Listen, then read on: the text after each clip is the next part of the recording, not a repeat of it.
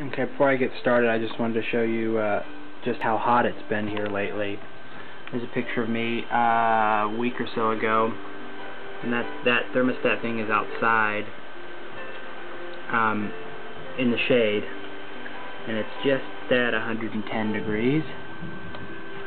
And this I took that same thing and that day's newspaper and put it on a little floaty and put it in my pool, and that was directly in the sunlight. This is just a little bit past 120 degrees Fahrenheit, and that is why that is the headline on the front page of the Gazette on that same day. Pretty crazy stuff. But actually, you know, we're lucky right now. It's actually storming its butt off. You'll probably hear the thunder because it is loud, definitely loud. But this video, I just wanted to talk about how I got into music and how I got into the music I'm into, and show you some of the first vinyls I ever bought. Really, my whole love for music started from both of my parents. I'm really lucky in the fact that my parents had really great taste in music, and they were always playing great music around me, and my grandparents as well. My grandparents, I mean, my mom's mom and dad are both from Arkansas, and so they've lived here their whole lives, and they lived in Newport and Old Trough, and so my grandmother, when she was a teenager, this is my mom's mom, snuck into an Elvis concert at a bar in, I guess, Newport. And she got caught by her parents, and she got huge trouble. But she was always playing. Elvis in particular was like her. I mean, she still loves Elvis. In her 70s, she loved a lot of that like 50s rock and roll, like Fats Domino and Jerry Lee Lewis and Gene Vincent and Little Richard. And her husband, my grandpa, was just really kind of a country music kind of a guy. Not like country music today, because country music today isn't country music at all. It's just pop music with just people singing about hillbilly shit, and it's definitely not country music as far as I'm concerned. But he listened to like Johnny Cash and Hank Williams, the first Hank Williams. And that kind of stuff, Electric Brazil and those kind of people were his sort of style, in particular Johnny Cash and Hank Williams. But my parents, my mom was, I mean, both of my parents are huge Stones fans, are huge Rush fans.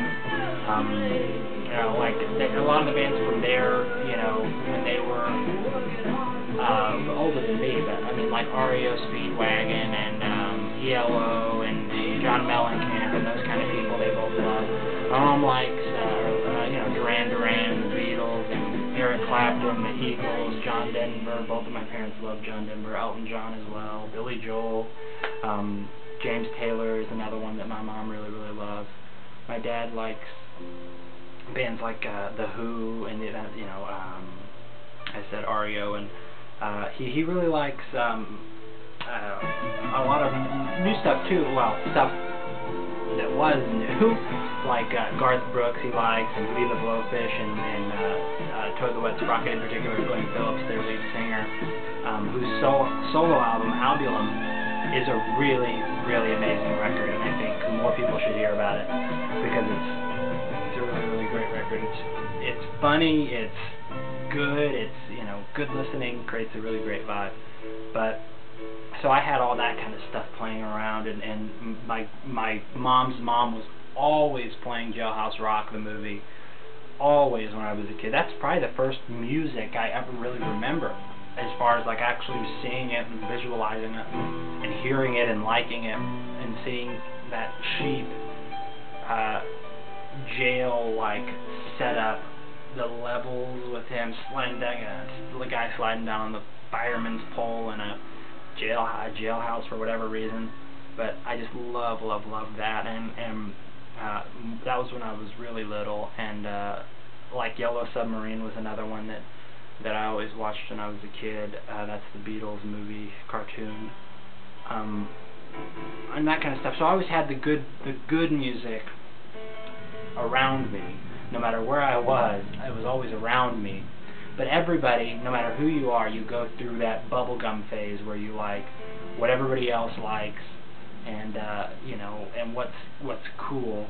And when I was a kid, I'm lucky that sort of you know, NSYNC and Backstreet Boys and Britney Spears and those kind of people were a little bit before I was like, I mean, my brother definitely wasn't too young for that kind of stuff. He dug that stuff, and that was huge then. But that was a little, I mean, trust me, I remember it, and I remember listening to it a lot. But other stuff that I remember listening to from my childhood, bands like Green Day and Blink-182 that my brother would always bring into the house when he got into that stuff, and Nirvana, even though that was, I mean, I was 3 or 4 years old when Kurt Cobain died. I mean, so, I mean, that was obviously a little before my time, but great music, and I still, Nevermind is one of my favorite albums, as well as that their Unplugged album is a really good album as well. But that kind of stuff you hear everywhere, and so I went through that, and my dad lives in Chicago. My parents divorced when I was really young, and my dad lives in Chicago, and in his house, it was his old house. He's moved since then. He just moved a year or so ago from this house, but he lived in this house for a long time, for over a decade, I think, close to a decade. But and that was in Lake Zurich. He still lives in, you know, he lives in Hawthorne Woods now, but it's Lake Zurich, it's the same thing.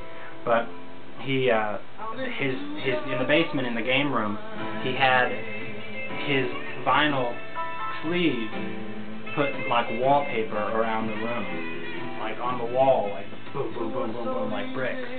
And I remember going in there when I was really young and like looking at all the crazy covers and all the, like, you know, because like I said, bands like The Who and like those 80s bands like Electric Light Orchestra and those kind of people, and in particular Led Zeppelin's album Houses of the Holy.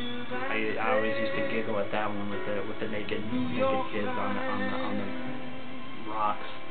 But yeah, he had all those album covers up, and that was always cool to look at. And I would always ask him about certain ones, and he would tell me about them, or he would play them, or he would, you know, play the CD or something.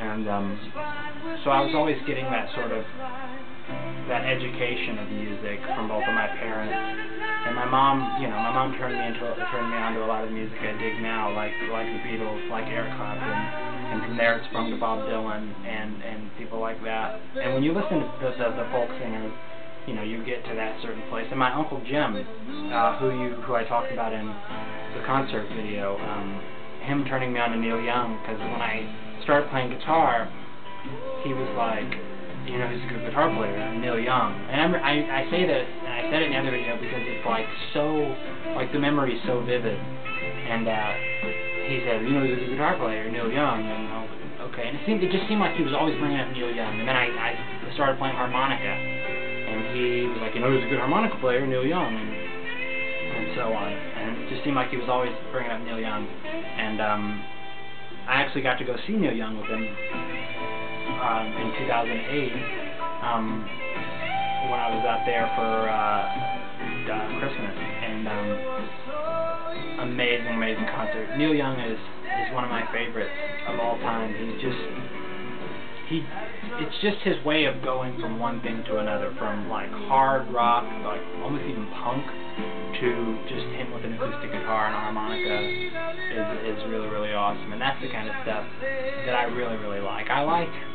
Although I listen to a lot of rock and roll and a lot of instruments, put in a lot of stuff, some of the stuff that I really listen to, probably more than anything when I'm just listening, is really minimal stuff, like an acoustic guitar, maybe drums, but stripped back brush played drums, or a piano, and that's really the kind of stuff that really, speaks to me, and the kind of stuff that I could listen to forever. But then again, as a guitar player, I love that kind of stuff, but as a guitar player also, I love the blues. And I'm very, very big into people like Howlin' Wolf and B.B. King, you know, Three Kings, B.B., Albert, and Freddie. You know, you go all the way back, even white blues. I mean, like Eric Clapton and like, you know, the Allman Brothers and like all those people, Stevie Ray Vaughan and whatnot. But when you go back, and that's sort of how I got to listen to music is through me being sort of a historian. And I've always been like this. When I get into something, I sort of dive in head first. I won't say I get obsessed with stuff, but I won't say I get obsessed. But like I said, when I get into something, I dive in head first. And one day I was watching this, John Lennon's Imagine. It was on TV somewhere out. It was on one channel. I saw it. And I had heard the name because, like I said, through my parents, I heard the name.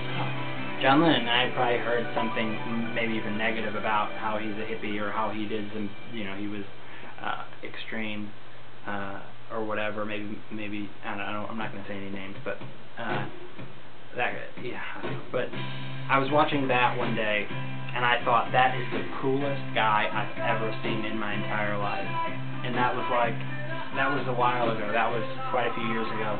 And I remember saying that's the coolest guy I've ever seen. His music is amazing, and he's the coolest guy I've ever seen. And then I saw, well, he's partying with Mick Jagger, so let's check out that guy. You know, check out the Stones. Oh, he's partying with Harry Nilsson. Well, let's check that guy out, and you'll get the point. And you go on and on and on and on and on like that. And then then from those people, you do the same thing, and it's sort of a process, and you have all these different arms, like a family tree almost, and you just go back and back and back. And like Eric Clapton, his book, his autobiography is one of my favorite books.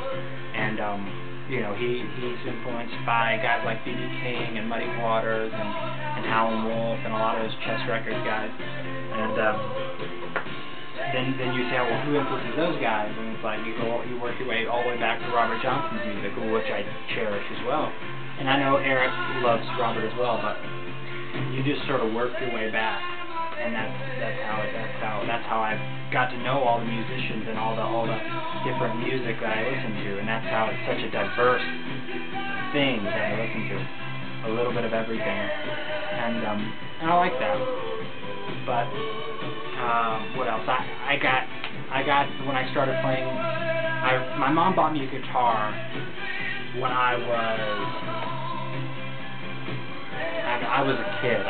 And it was this little one, you know, like a 3/4 size guitar, and it was electric, and I thought it was the most beautiful thing I'd ever seen, and I played with it for a little bit, and then you know, like most little kids, they get over it, and they're on to the next thing.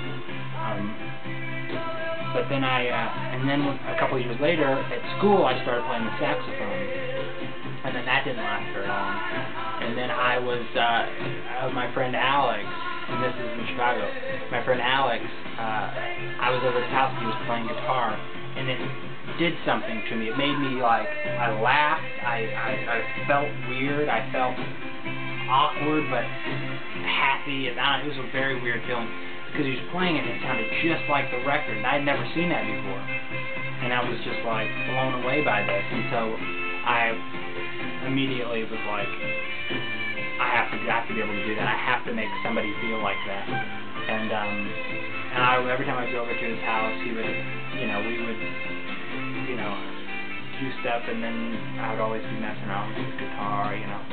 And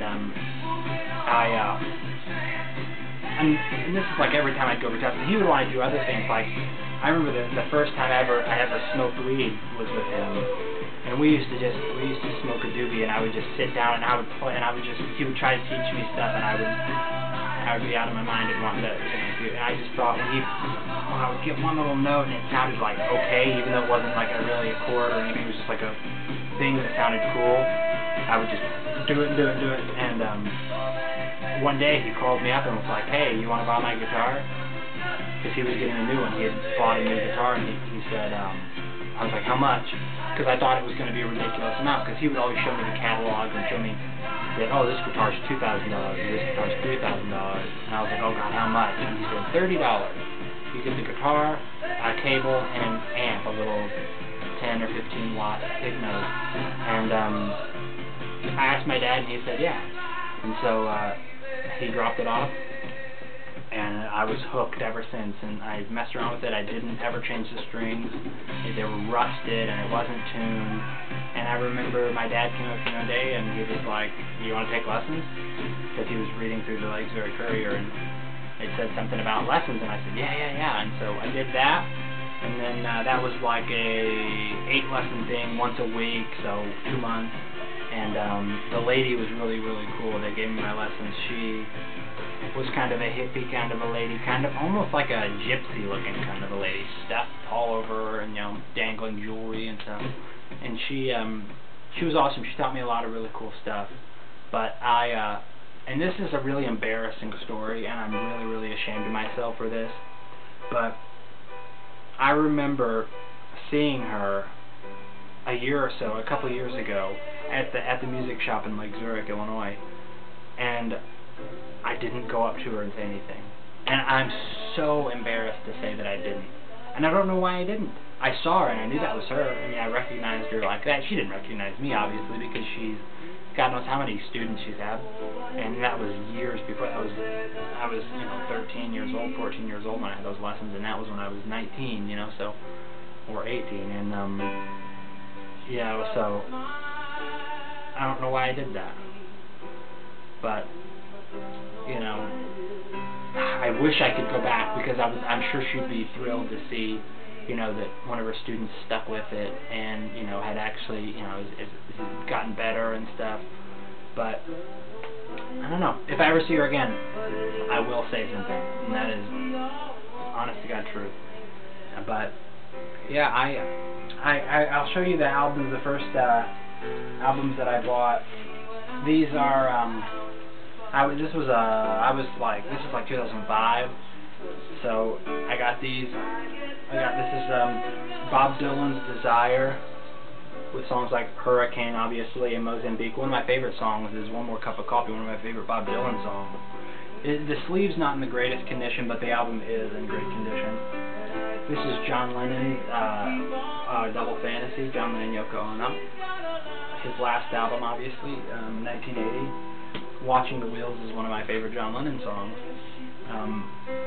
As well as Beautiful Boys, which is very, very sad if you think about when that song, he was very happy, and then he was killed for no reason. But this one right here is My Pride and Joy, John Lennon's Imagine. I just recently found out that this is a 1977 original pressing, which I don't know what that means or if that's valuable or whatnot, but this is actually in great condition. The sleeve's in great condition and the album's in like-new condition. But yeah, that's an album that means a whole lot to me. But there's things like that, and like I said before when I was talking about how I got into people, like I remember when I got into John Lennon before I went to Illinois one summer, I bought these 2 books. I bought This is John Lennon in His Own Words, which is just a bunch of quotes and stuff. You've seen these books in my other video. You can watch them if you want to in my favorite music books thing, and this is what really, really I liked. Lennon Revealed. But I also have, I wanted to show you these. This is something that I subscribe to. I used to subscribe to Spin magazine, which I don't anymore. But this is my Rolling Stone collection that I really like this magazine. I started subscribing in 2008, and that's why this is the last issue that they did with the stapled, you know, spine to this printed one, which is the first issue has President Obama. Well, he wasn't president then. That was just a couple months before he was elected. And then that's from 2008, every issue up until I got this one last week, I think, which is pretty cool. But it's just, the magazine's just great. It's got everything. It's got mainstream stuff, so you can still stay in the loop with everything like that. Like this, Bob Dylan's grandson, Pablo Dylan, which is his movie star, or his filmmaker's son, Jesse's kid. He's 15 years old, and he raps and he cusses with every other word. But I really like the politics section, which I won't get into politics because I know it's a powder keg. I'll talk about this real quick. When Amy Winehouse died, it really, really, really broke my heart, because I thought, here's somebody that's got it, you know, who's got it going on. She's got a great voice. She's bringing that real music back. That talented person who actually writes songs and plays an instrument and has an unbelievable voice. And you know, I love jazz and soul music. And hearing her, you know, her voice for the first time was just like, oh my God. And this person's like huge. So, really, really broke my heart to see that she died at 27, the same age as Janis Joplin, Jim Morrison, and Jimi Hendrix, and I think Edie Sedgwick and these people. But I like the charts as well. The top 40 with Adele, and number 2, Kid Bop's Kids, Kids Bop 20. I really like this section as well, From the Vault, where they show an old issue from the same day as this, but it's from like an old, like 20, 30, 40 years ago, which tells you the top 10 singles and whatnot, and it shows you the cover. But yeah, Rolling Stone magazine. I know a lot of people that don't like it because it's mainstream, but you know, you have to be mainstream a little bit if you're going to make any money. But that's the only magazine I subscribe to, except for music magazine, the Sports Illustrated and ESPN magazine. But yeah, I suggest if you like music, you would like it, because you get turned on to a lot of stuff. Because there's people in here like, real quick, if my camera doesn't die, this guy, this blues guitar player right here. I'd never heard of Gary Clark Jr. He's 27 years old, and he's playing like real blues, not like, you know, whatever kind of watered down blues that's popular now. But he's like an actual blues guitar player. He's got a great voice. Hear about his album, and I go check it out, and he's amazing. He's you know, one of my favorites right now. So that's the kind of stuff I like. Yeah, they have you know, stuff for stuff that I don't like, but you know, I'm sure people that like that stuff don't like the other stuff. So you know, you it's a give and take thing. But yeah, that's that, and that's basically all I wanted to say. And thanks for watching. That's all I could say, and I hope everybody is very happy with their lives. Again, thanks for watching.